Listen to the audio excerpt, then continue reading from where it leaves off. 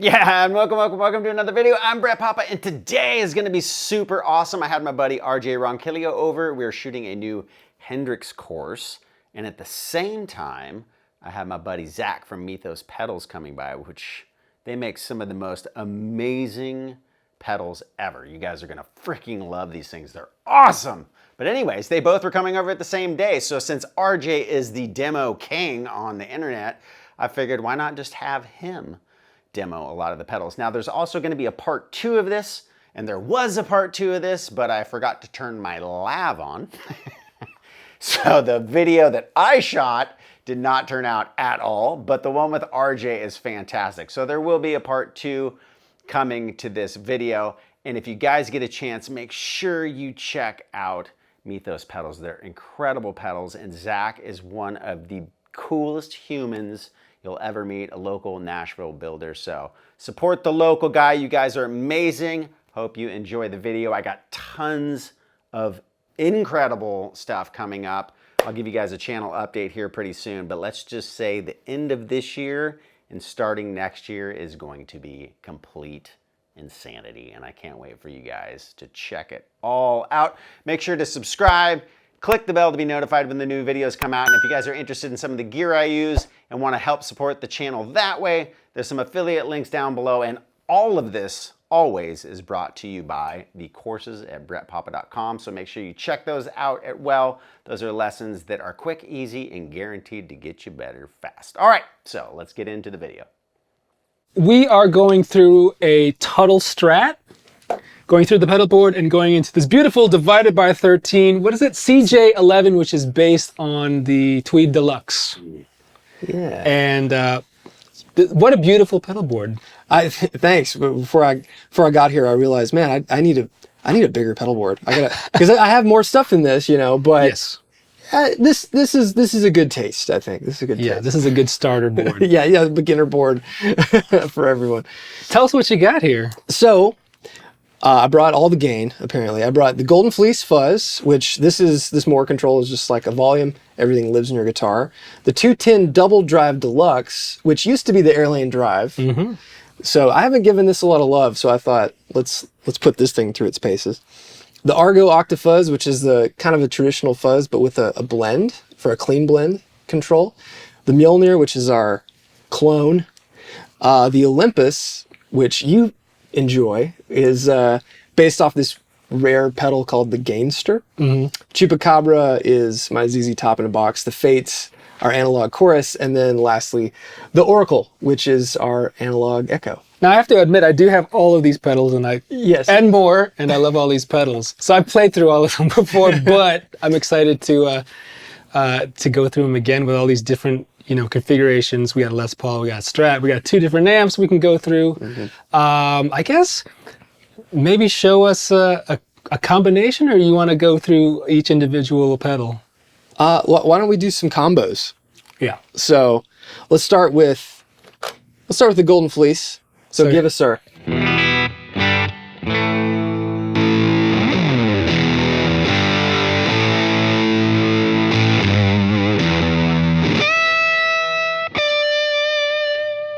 Roll up the volume. Yeah, so it cleans up a lot like a fuzz face, but doesn't get as bright and tinny as some, like a fuzz face. So because it has that personality, but it's not based on that. So it's not based on a fuzz face, but it can do that whole roll off thing, right? Yeah, it gets really chimey. But a lot of people stack this with drives, so we'll run the Mjolnir pretty clean.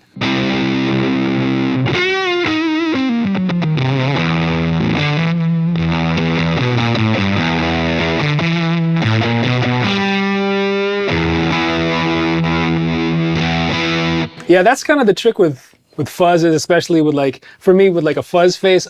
I always have to have like an overdrive after it to tame the brightness, the high end a little bit. Yeah, and that's kind of like a trick that I learned from Doyle Bramall, Right. Well, all of our heroes plugged fuzzes into cranked amps. Yeah. So it kind of does that thing, and it's funny how this, when you pair it with another drive, even if it's not this is set pretty clean, it gives it more of that kind of thumpy, thuddy low end that a fuzz face has. So a lot of people I know like to pair something like that. Is the Golden Fleece based on You said it's not based on the fuzz face per se, but is there another tone bendery type of thing? So it's an Electra circuit, which is, you remember those guitars that had the MPC that had the cartridges? Oh, Like you flip it over and you put so it's based off that sort of circuit that's got some secret diodes and things in there. But it's just a tweaked version of that, but it has a unique personality, and it really responds to every pickup and player differently. Yeah. It's really fun. I feel like it's your gateway to fuzz. If you don't like fuzz, this is a good one to kind of open the doors to that world. Right. So. And I love the size. I mean, it's so pedal board friendly and so simple with just the one knob, and you can do all the controls on your guitar knob. It's just here and here. Yeah. So that's all you need. But yeah, how about we get the Argo going? Yes. And we pair that, because the cool thing about this, having that blend, it lets you hit it. You can hit something really driven and kind of adjust to taste. So with just the fuzz and the octave thing going, then you have.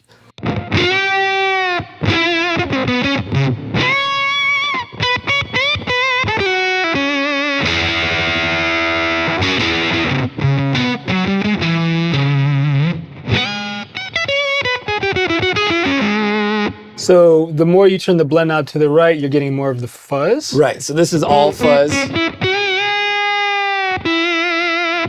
And then you're going back to the clean this way. So then it's just clean octave. Oh no, that's just clean. It's just. Oh. But the cool thing about it is, like, if you run the fuzz, because the octave is always there. Yeah. If you run the fuzz all the way down, then you just get the clean octave. And then you could probably stack other fuzzes. Let's try the Olympus.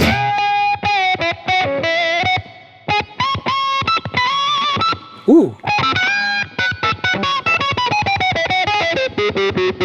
And then you can still blend. Oh, that's cool.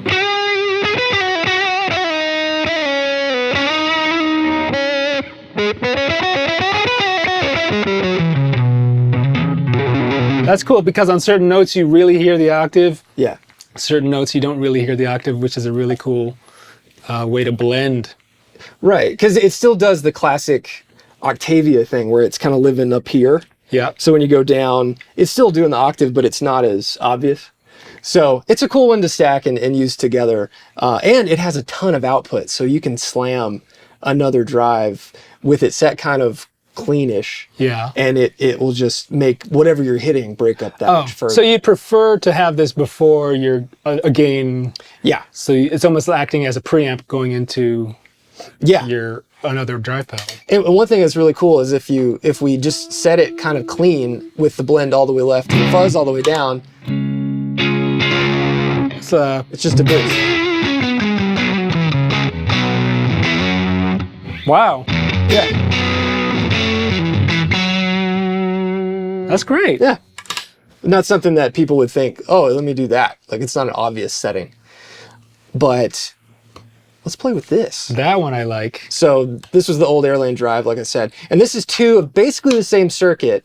It's kind of like this, but these are gain controls instead of a volume. Mm-hmm. And you can stack them, you can use them independently, and they when they're together and you crank them up, they turn fuzzy, but there's a cool, like, low gain. But they're the exact same on the left and the right? Kind of. They're the same sort of circuit, but they're tweaked so that the even more side has a little more bass, a little less top end, a little more gain, and then the more side is a little more focused, lower gain, brighter. Mm-hmm. So they work well together. Yeah. But so here's the more side.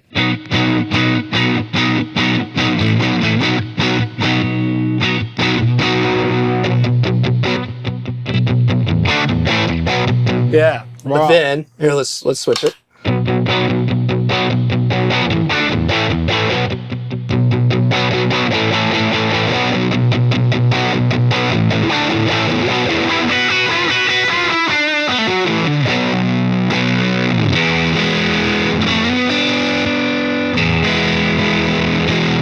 Now, if we put something with higher gain pickups like that Les Paul, would we get into crazy territory. It gets more fuzzy, especially if we max it out. It gets pretty hairy. Can we hear it with the Les Paul? Absolutely.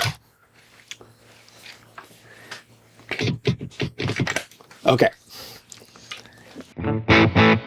So.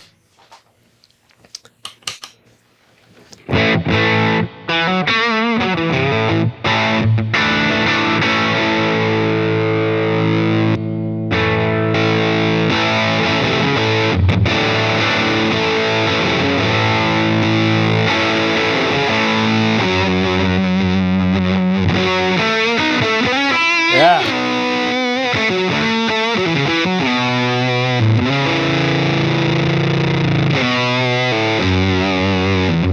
I really like that. Keep it there. I want to just really A-B. That sounds with humbuckers, and then give it to me. Okay.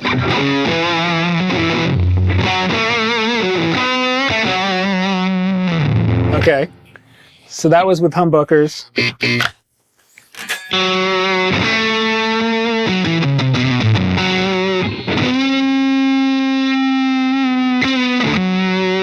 It definitely has a different characteristic depending on if it's single coils or humbuckers. And I like how, especially with the humbuckers, there's a little more like a sweeter definition to them. Yeah, I love humbuckers.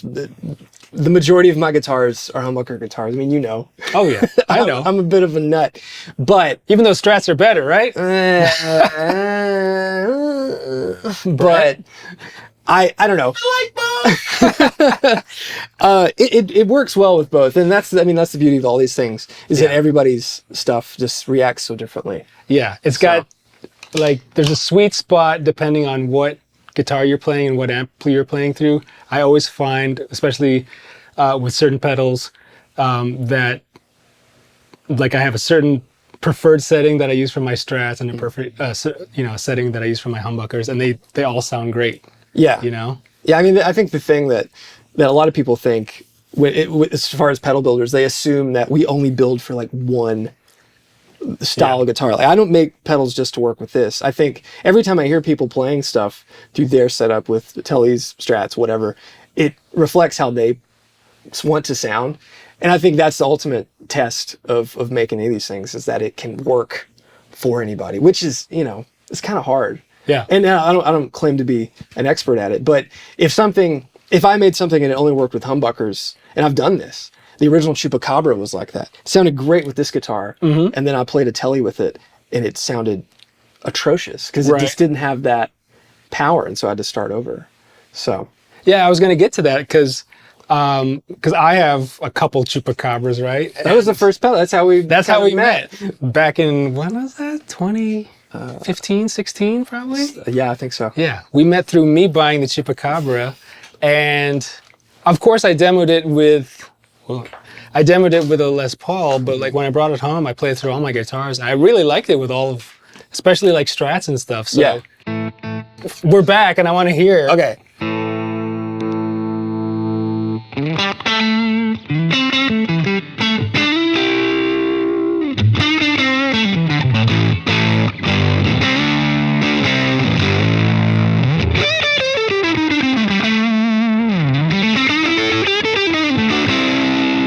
Yeah, and that's just gain and output. There's no tone control, right? And you can use the tone control on your guitar. Right, yeah. That's the thing. And honestly, I think a lot of people tend to forget that you can actually use your volume knob too. Because rolling your volume knob back to like 9 or 8 just shaves off that little bit of high end. Yep. Because I feel like every time you add something to something, it's taking something away, especially when you're concerning like a simple analog circuit. So I didn't want to add a tone knob. A lot of the early prototypes, even in this sort of circuit topology, had tone knobs, and I just hated it. So I feel like it's kind of like this. You just play it and use your guitar. I mean, that's the best. Like even certain amplifiers where it's just a single volume knob or something, right? Where the tone stack is set for you, and that's just the beauty of that amp or pedal or whatever. I think I want to hear this with the Les Paul because that's kind of where I think it shines. Plays your best ZZ Top riffs. Okay. without getting demonetized. Okay, that's the thing, right? Yeah, no, no copyright strikes. Sound-alikes.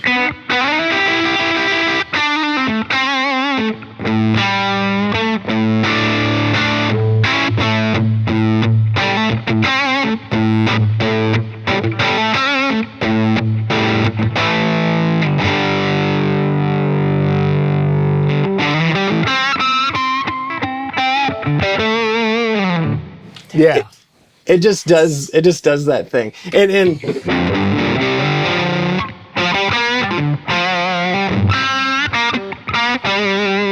you've got the pearly looking well, Les Paul.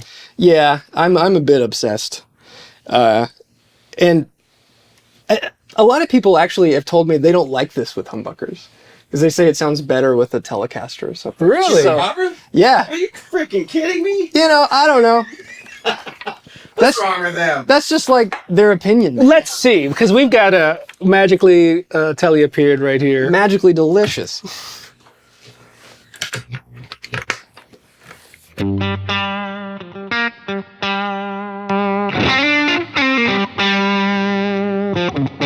I mean, it sounds killer with everything, but I get what they're saying.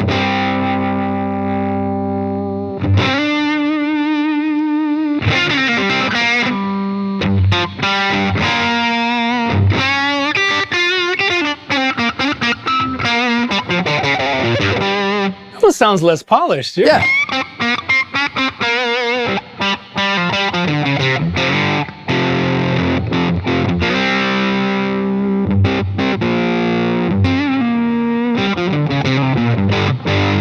It's just what I like about this pedal is it kind of straddles the line between overdrive, distortion, and fuzz, or kind of combines it. And that's like some of my favorite pedals are like that, where depending on where I set, depending on the guitar I'm using, depending on where I set my volume knob and the settings there, sometimes it's a great overdrive type of distortion pedal. Sometimes it's a great fuzzy distortion thing.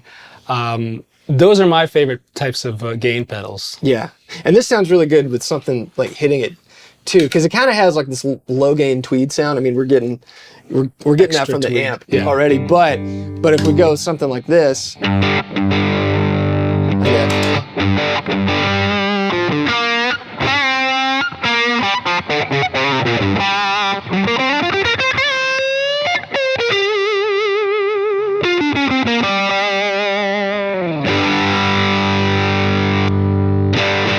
yeah, it's almost like how you've got like on a Marshall, like the volume 1, which just has the bassy gain, and then the volume 2, which is more the higher trebly gain. It's combining those two tone stacks together. Yeah, because it's kind of like these two have a little bit more of a mid push. This is kind of flat, or it's fairly bright, has some bass, but the mids are kind of, they're not really doing much. So you slam something that's got mid-range into it. It sounds really good with like a tube screamer or something hitting it. It just sounds kind of like that classic Texas blues thing. Right. There's a bunch of things flashing over here. Look at all these flashing things. So one of them is the newest pedal, right? this one, The Fates. the Fates. So this is our Analog Chorus classic CE2 style thing. I'd always wanted to do a pedal like that, and I thought, let's just make something simple, because every time I've tried to overcomplicate something, it just blows up in my face. Yeah. So this is just inspired by that circuit. There's some tweaks going on. The vibrato mode is kind of tweaked in how it changes the topology of some of the knobs. But it's just a classic, really straightforward analog circuit. Oh.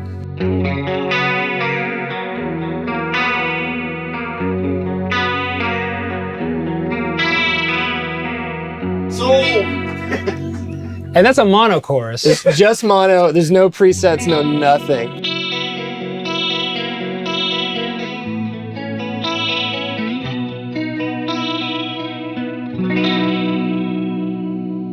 And then you can, of course, kill the dry signal and just be pure vibrato.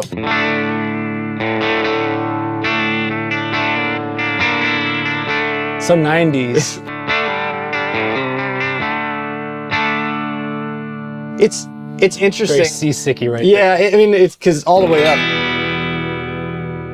But I like it as kind of like a pseudo Leslie thing. Ah.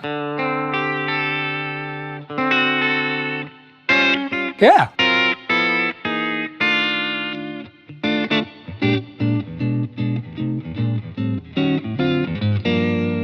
Has a bit of that like Fender vibratone. It does. So it's, because it's not at all a Leslie, but it that folk. It mimics that vibe. So does this.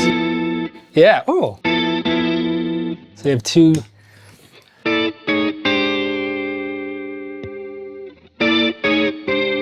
Yeah. A little different.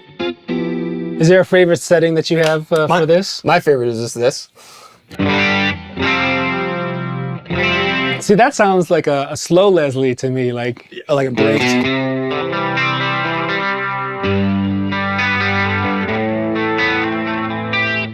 Kind of like. Don't play any more of that. There you go, A major for you. But yeah, I like it because it just has that. Even though it's mono, if you're playing through a big amp, you turn that on, and it's all of a sudden kind of sounds 3D. Yeah. It just widens everything. I have to say that this is my favorite mono chorus that I've ever owned. He was not paid to say that, ladies and gentlemen. No. That's my chorus. That's my go-to chorus nowadays. Thank you. And the red box. The big, is it red? Is it pink? No one will ever know. What is it? It's called Barbie pink, but it's the hardest pedal in the world to photograph. Yeah.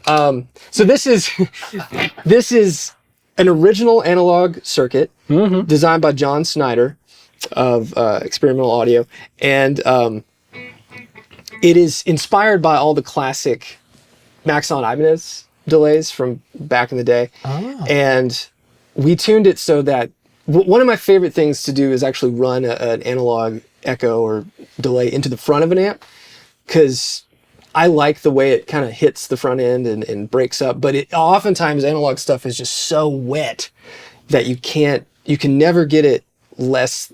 It always seems like it's like 75% or more of the mix. Yeah, it's so hard to dial it in. And so the way he designed it and the way we tuned it is it's really it works better in front of an amp. It's still not perfect, because how could it be through something really driven? Yeah. But it just sits more further in the back.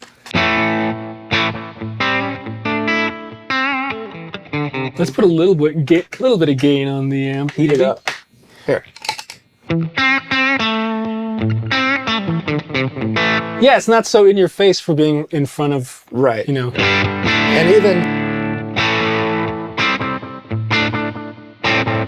those repeats are still. it's there, but it's kind of behind, Yeah. because it's parallel in the mix.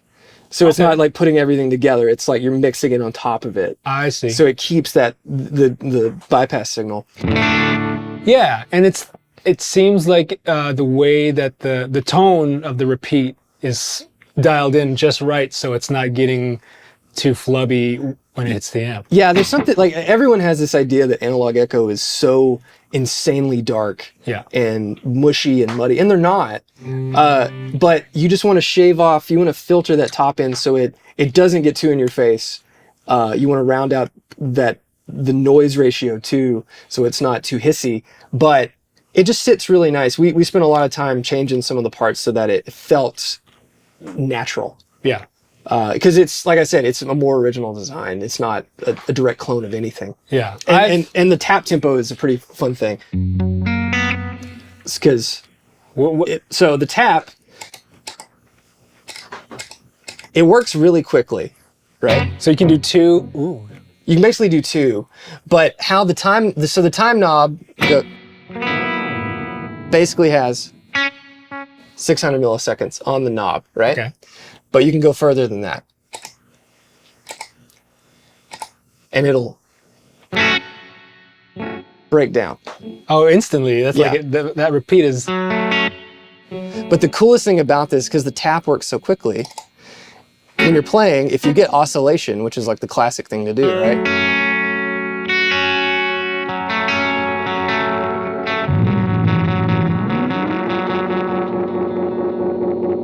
Right? Yeah. We get it going. Oh.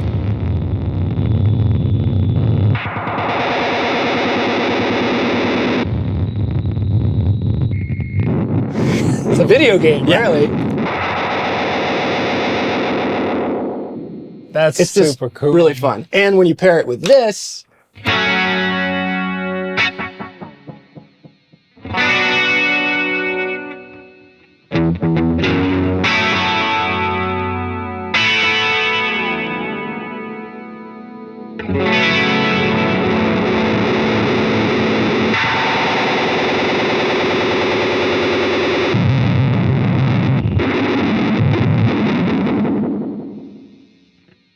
Ta-da! that's it. Yeah, that's it. That's awesome. It's really fun. Well, thank you. I just want to make stuff that people, it doesn't get in the way of their guitar playing. No, I think it definitely, I've been playing your pedals for many years, and what I like about your style of building and your sensibility when it comes to designing pedals, it's just like, there's always, anywhere you set your pedals, it always sounds good. Mm-hmm. Older pedals, there was always like one setting that everyone used, that's where it only sounds good, that's where it shines through. But the beauty of these pedals is like you could set them anywhere and find like really usable tones and sounds, and doesn't matter what kind of guitar you're playing, what kind of amp you're playing. They're just like, they work. You don't have to worry about, a bad tone with them. Yeah, and that, thank you. And that's something that I torment myself thinking about things. Like the Chupacabra has gone through a lot of revisions, just minor things to like fight noise and overall voicing, but then I wanted the taper of the gain to be smoother, and so I played with just like the taper, just pulling things out and trying linear, logarithmic, anti-logarithmic, all this stuff so that it felt right. Because that's the thing, like you want everything. There's nothing more frustrating to me when you turn something and you're like, what's it doing? Is it jumps working? up. Yeah. Like I want it to be very just intuitive and not, like I said, just not get in the way. Yeah. So yeah. And I love the colors. Thank you. So, well, thanks for showing me all your pedals. Of course. Again.